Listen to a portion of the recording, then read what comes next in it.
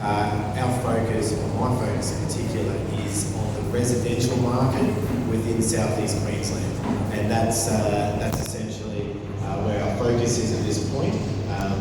If I could just go through, I guess, a few of the, I guess, who Urbis is, for those of you who aren't aware of what we are and what we do.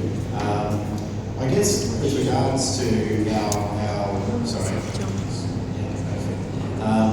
of I guess who we are. So we are one of Australia's largest privately owned property investment and property advisory and investment teams.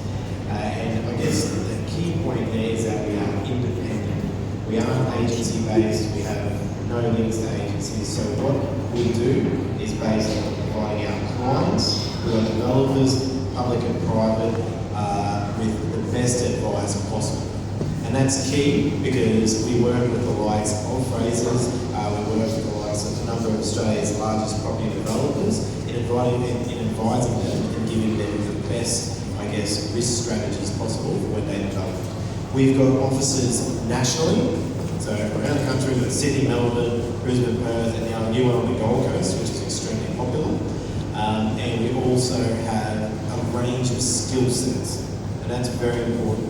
We are town planners, we are economics and market research folk, which is where I sit. We've got valuations, we've also got urban design and landscape architecture. So together, we bring all those skill sets and we're able to assess and provide our clients with the best information possible. So what I'm going to talk to you about today is a bit of understanding, I guess, what's been driving the inner Brisbane apartment market. So what are the key drivers that we see both historically but then moving forward as well for the Brisbane apartment market. Also, I guess, with regards to a snapshot on, I guess, what's happening in the off-the-plan apartment market in Brisbane. And that's probably where we do our best work, what we were known for, particularly in the Brisbane market, is how close we are with what's happening to the off-the-plan market in Brisbane. That's very important for our clients. I guess when it comes to how we look at the drivers behind the apartment market and what we see as guiding the apartment market, Urbis takes the approach of PIE, P-I-E. It's easy to remember because it's delicious, but it also stands for something very important: population, infrastructure, and employment. And these three key factors are responsible for sustainable investment formulas moving forward from a residential point of view. This is how we guide our clients to make the right decisions of where they're going to build their developments, and from an investment point of view, where they're going to invest in locations. So if we look at, I guess, what's happening within Brisbane from a more macro point of view, one of the key drivers in Brisbane, we've certainly seen a bit of a change, particularly in the past 5 to 10 years. And for those who are Brisbaneites or Brisbane locals, we've seen our city grow and we've seen it start to move into becoming what we want to be, which is that new world city. Very important for us to grow in that sense. What are we known for? What is our targets? We're really trying to make, from an economic point of view, our connection or our proximity to Asia as important as possible. So from a trade and logistics point of view, we are the closest capital city in Australia to Asia, and our port precinct, our airport precinct, is currently Australia's second largest Brisbane airport, and it is only going to continue to grow. From a trade point of view, our port is extremely important, and I guess the business that goes through those areas has continued to grow over the past 10 years. Very important, and our proximity to Asia is going to continue to be extremely important as we grow as a city. From a lifestyle point of view, we do get more sun than Sydney, and definitely more sun than Melbourne. And that makes people smile because it's great to have sunshine.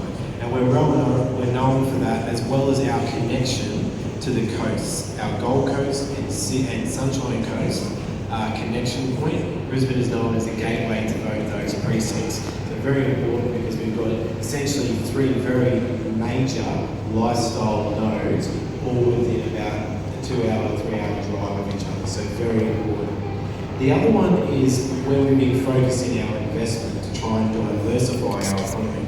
And a lot of this is around education and healthcare. Education in particular, particularly international students coming to Brisbane, has been a very important investment piece for the local and state governments, and we're pushing that very much over the last 5 years, because every student that we have in Brisbane means about $70,000 to the local economy, and all up, international students bring in around $5 billion to our, so international and domestic students bring in about $5 billion to our local economy. So it's a very important driver for us, and one which the local and state governments are continuing to push as a major factor for our continued growth.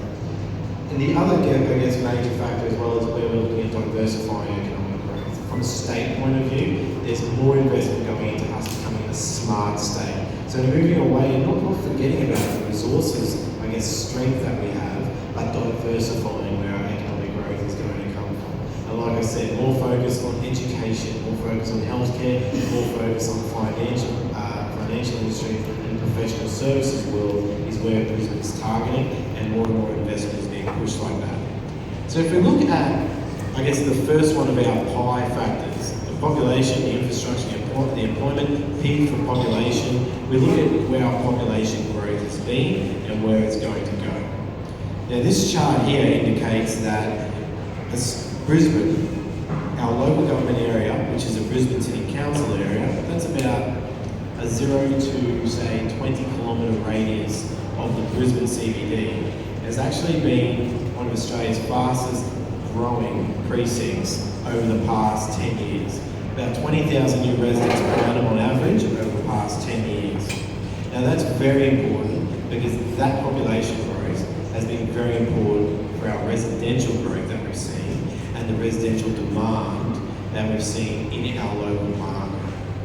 Now, with regards to where we're heading, these are Queensland Government forecasts, and it actually says down here, a forecast of 14,000 new residents per annum expected over the next 20 years. Now, we believe that's extremely conservative, and they are government forecasts, so they have to be conservative. But our lowest number that our actual population has grown by over the last 10 years has been 16,000 new residents per annum. And so we haven't even dropped as low as our forecast growth moving forward, and that's the lowest we've actually grown over the last 10 years. So we're expecting our growth to be more in line with that 15 to 16,000 long term over the next 20 years. And that's a significant amount. An extra 3,000 or 4,000 people per annum is a significant number to take over that long period in such a small area. And it means that we need more residential dwellings to cater for that growth moving forward. But what's actually important, I guess, is where that population growth is coming from. And what we've seen over the past 10 years has been this growth here in the orange. Now this is overseas migration coming into the Brisbane local government area. And that's been a key driver of our apartment market over the last 10 years. So they go hand in hand. Reason being, because a lot of the overseas migrants coming through are coming from backgrounds and coming from countries where density living is the norm. It's the way of life. They're not used to living on 600 square metres, 10 kilometres from the CBD. They're used to living in apartments in and above the amenity and their place of work. So they're used to living in density. And that's what's been driving our apartment market over the past 10 years. Now we've seen that start to decline a little bit over the past 10 years, over the past 2 or 3 years, but it's certainly stabilised in the most recent period. Another one to take into account is the interstate migration. Now our interstate migration is basically it's at record lows at the moment. But we're seeing that stop. We've actually seen a slight increase now in interstate migration, with a lot of that coming from here in New South Wales, where we're starting to see more residents from New South Wales starting to come back to Queensland, primarily in Brisbane. And that's in line with the job opportunities that we're seeing, but also the affordability factors.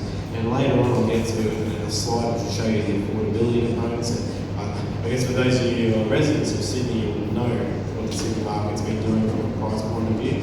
But Brisbane, as a market for house and apartments are significantly cheaper and significantly more affordable, and that is expected to drive more estate migration. And this chart here, we'll just go back one slide. This one here is talking about the inner Brisbane and the separation between inner Brisbane and the wider Brisbane. And I guess why I've got it up there is because of that Gen Y market. So this market here, the 20 to 34-year-old age group, which is heavily dictates the general makeup of that inner Brisbane precinct. So not only do you have a young market, you've got a professional market in there as well. These are the key tenants that we're seeing coming through.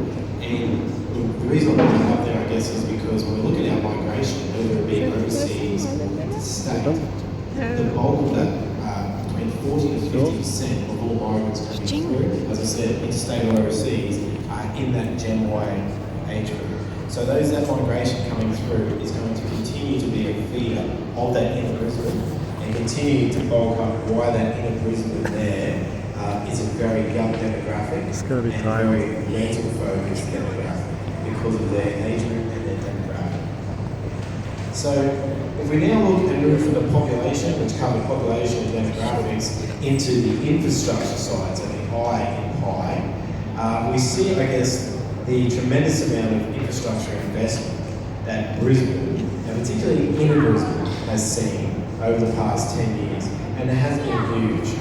The Southeast Queensland Infrastructure Plan actually put forward about $130 billion, this is back in 2009, that is going to be spent within Southeast Queensland on key infrastructure.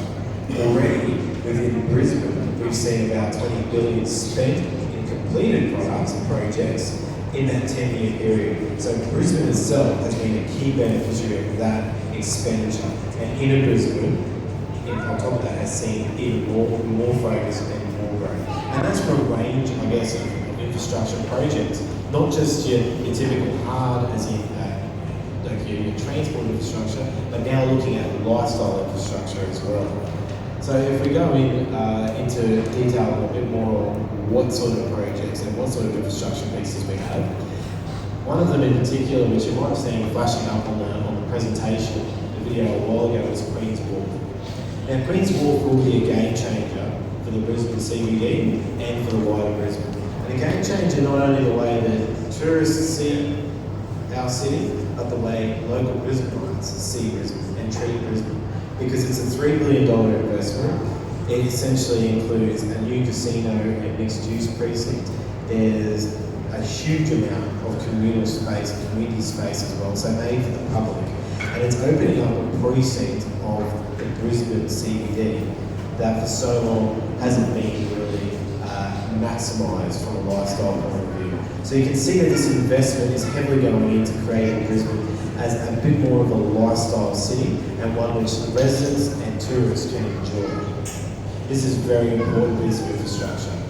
If we look at the next one, the Brisbane Airport, and I mentioned that before, but this actually goes hand in hand with two areas.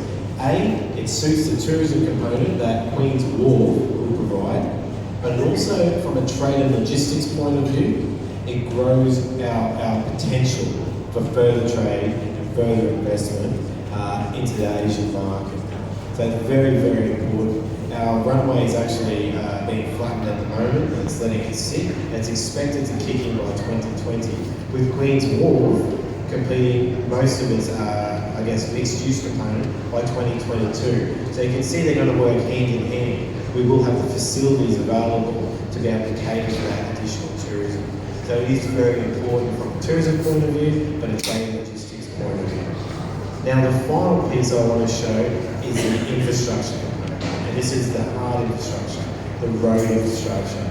Now, it's called the Trans-Apex Master Plan.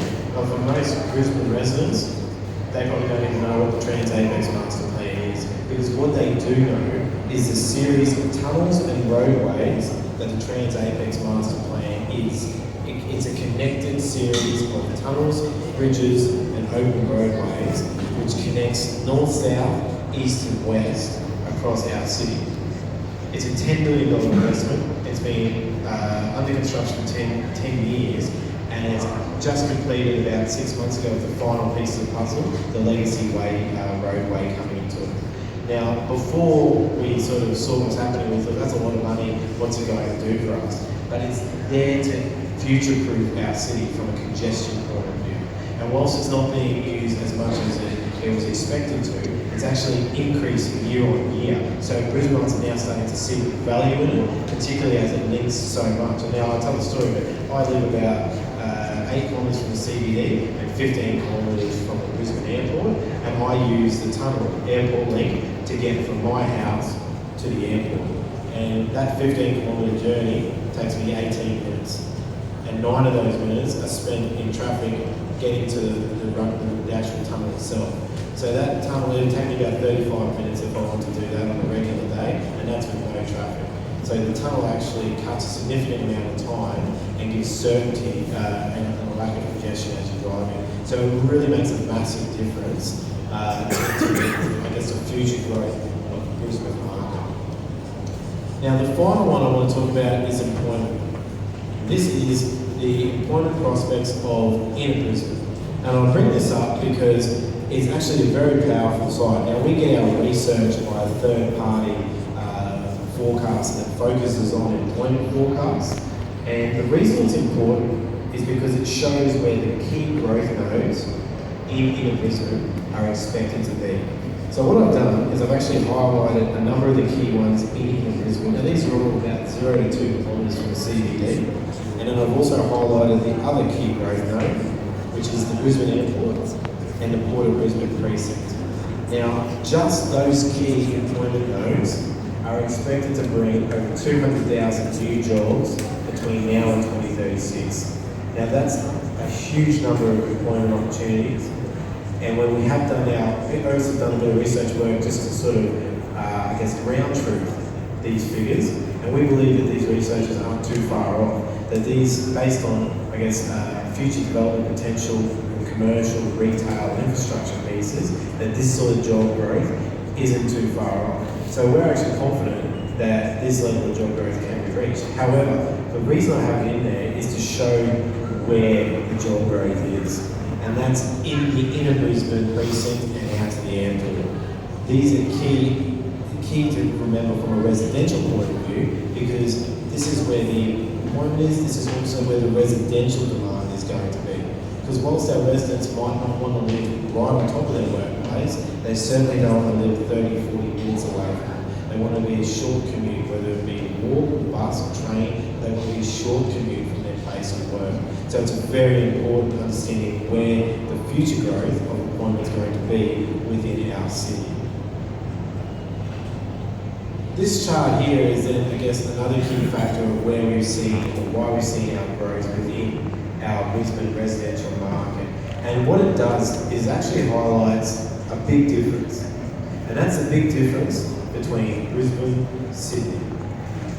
This figure here is showing the Sydney median house price. Now I actually had to extend the chart to fit Sydney in there because it busted right through the $1 million price point. Now that price is for the Sydney SD, Statistical District. That's like a 40-kilometre radius around Sydney. So that growth, particularly over the last 3 years in Sydney, has been so strong that a house within 40 kilometres of Sydney will now cost you over $1 million. Now that's extremely important for those wanting to look at, I guess, what you can afford and what the advantages are of the Brisbane market from that point of view. The other reason is that Brisbane typically lags Sydney from a growth point by about 12 to 18 months. And we've started to see that happen. Now, we don't expect Brisbane's price point to go in the same trajectory as Sydney, but we are starting to see that growth where it's been quite stable after Sydney's growth, and we're now starting to see it kick in a good 12 to 18 months after. So we're expecting our growth in the Brisbane house market to continue growing over the next 12 to 18 months on the back of the Sydney market growth, because it gives our smaller city, Brisbane, a bit more room to move. Now, why that's important for the apartment market is because you need a house market to increase for an apartment market to increase. Without a house market increase, it's very hard for apartments to go up in value. What we've seen with that is that Sydney's market has gone in a similar trend, albeit a little bit of a lag, but a very similar trend to the house market. So Sydney's apartment market, very similar to the house market. Not quite the same amount, but still extremely high median price point and extremely rapid growth over the last 3 years. But why that's important is because if you look at Brisbane, we haven't yet seen that growth kick in. It's starting now, right here. Reason being, we haven't had that much supply, new supply, come into the Brisbane market. Over that period there, from September 12 or from 11 onwards, 2011 onwards, the amount of new product coming into the Brisbane market and settling in the Brisbane market has been extremely limited. And that's extremely important because you haven't seen that growth come through from the new product. It's only been older product, established product that's being resold, but the new product is yet to come through. The kick of that, the very last quarter there, we can see it's starting to increase. That's the new product that's been under construction over the past 2 to 3 years, starting to register on the market. And we're expecting that price point here to continue to grow upwards as more and more new product sells over the next 2 to 3 years. So that's very important when you're looking at these figures coming out, that's important. However, it is important to note that this data is settled information. It's based on projects that are settled in the market, where they're completed. It doesn't take into account the new product in the off-the-plan market. So what we do at Urbis to counter that is this, the Brisbane Apartment Essentials, or the Brisbane Apartment Insights, depending on which version you buy. Very important because this is our survey of the off-the-plan market in Brisbane. We have one for Melbourne, we have one for Perth, we have one for the Gold Coast. So we're measuring all these markets because we want to know what's happening in the new apartment market, what's happening in the off-the-plan market, so we can advise our clients. We invest very heavily in this to get that number. Now, what we have found, and this is from the most, and it's very important I should say, because it gives us a more up-to-date understanding of what's happening in the market. Because we can sit there and say, we know what's happening in the market accurately to December quarter. So we're really only a 3-month lag over what's happening in the apartment market, which is very important. Because the settled transactions we saw previously, they might be 18 months to 3 years behind, depending on what projects are selling. So what we've seen in the December quarter, so the very last quarter from basically from October to December 2015, was we registered 150 projects in the inner Brisbane, 0 to 5 kilometres from the CBD. 150 projects. We got about 90 surveys back, so a sample rate of about 60 to 65% of the market, which is a very strong sample rate. In that quarter, we saw 1,400 or thereabouts sales transacting, so a solid quarter of sales. And the reason it's important to understand what's happening in the new market is this. This is the weighted average sale price out of those 1,400 transactions. So you can see it's significantly higher than the total market figure, which was 439,000. I showed you a few slides ago, significantly higher. But this is representative of what new apartment pricing is getting in the inner Brisbane market. We've actually seen an increase in this quarter over the previous quarter as well, a $25,000 increase, which is showing the level of demand that we're seeing in the market. So if we break it down into where this is selling, and we break it into precincts, we've got 2 main precincts. When I say main precincts, they're the most active precincts in Brisbane for development projects. The inner north and the inner south. Inner south contains suburbs such as South Brisbane, West End and Wollongabba. And the inner north contains suburbs such as Newstead, Fortune Valley and Bowen Hills. So these are the sort of the major projects from a planning point of view, the major precincts from a planning point of view, and where the development activity is. Now these 2 precincts basically vie for top spot quarter on quarter. And what we saw this quarter was that the inner south by far and away dominated with those 700 sales. The reason the inner south dominated was because it had the most new projects launched onto the inner Brisbane market. So new projects, very much get a high level of sales activity because they're new, because they're being marketed very heavily, and they get some really good traction. 60% of all the sales in the south were from those 13 new projects. So there was actually a fair bit of interest and a fair bit of traction from those new projects. The other precincts in the inner Brisbane are all relatively, relatively running on lower levels of supply and lower levels based on the fact that there's been limited launches. So you've got less competition out there in those markets. So you're looking at the precincts such as CBD, Inner West, Inner East, and of course North Shore, where Hamilton Reach project is. So very low levels of supply in comparison to your inner North, inner South precincts. From the point of view of the product that's selling, we're seeing a tremendous amount of demand for the 2-bedroom, 2-bathroom product. And that has changed because previously, and we go back about a year ago, the 1-bedroom, 1-bathroom, 1-car product actually saw an extremely high level of demand, and it was usually vying for top spot with the 2-bedroom product.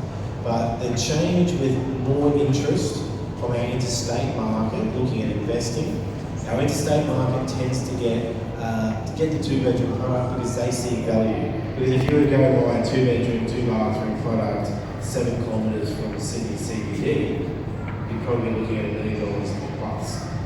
Definitely looking at $1 million plus, if not 1.2 million. In Brisbane, you can get one of those for 600,000. So from a value point of view, it represents extreme value, but also from a flexibility point of view, the 2-bedroom, 2-bathroom product, being able to contain multiple tenants. You can rent it out to 2 couples or 2 individuals. It's more flexibility from that point of view. So it's seeing a fair bit of interest in that sense, and you've seen that growth. Across pricing, what we actually saw was that every precinct in Brisbane saw an increase or an escalation in price point meetings. Now that's got a lot to do with the level of demand we're seeing, but also the increase in that 2-bedroom product that's helping skew price points and increase that price point. Generally, like I said, we've seen an increase across all those precincts across the market. If we look at supply, and supply is one of the key things we look at in the apartment essentials, we look at what's currently active on the market. So what is going on in Brisbane and off the plan point of view, and what's currently active in the market. This one here shows that there's just over 3,000 new apartments available for sale currently in the off the plan market in Brisbane.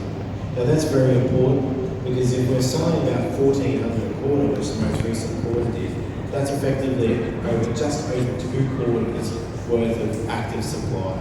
Now that's certainly not a high level of supply, and if you compare it to a number of our major capital cities, they're far and away holding a higher level of active supply in the market compared to the level of demand. So Brisbane at the moment, from an active supply point of view, is certainly showing no cause for panic or concern.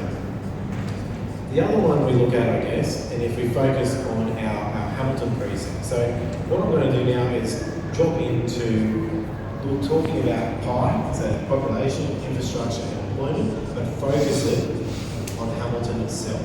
So looking at a key precinct as part of that North Shore precinct, Hamilton. So what we've seen here is that Hamilton is extremely connected, and that's something you want when you're investing in apartment living. It's something you want as a tenant, whether it be an owner-occupier or a renter. You want that connection. What Hamilton has, What Hamilton has is the ability to have the lifestyle component, but also tick the box of having your amenity near and around you. So you've got river frontage, which is extremely important, and the majority of that suburb of Hamilton does, but to have a development that has river frontage is extremely important. So high level of river frontage, high level of green space and greenery, which in inner Brisbane is more and more of a luxury, but it's also connected in the sense that you've got a city cat stop right here, a and road transport through the city. Now it's about 5 to 6 kilometres from the CBD, depending on how it's measured. However, you can catch a city cat, which is a high-speed ferry, and it's probably one of the nicest ways you'll ever get to your place of work, which is the CBD, and you can get there within about 25 to 30 minutes, and they come in 20 minutes or so through the CBD. So that city cat is an extremely desirable, extremely important piece of infrastructure that's provided for in this precinct. The other key thing to note is where you sit. Now you're basically a kilometre from the key North Shore Hamilton precinct, and there's a lot of, lifestyle amenity there. You've got restaurants, cafes, retail, it's all there. So you're relatively close to everything and very well connected to that.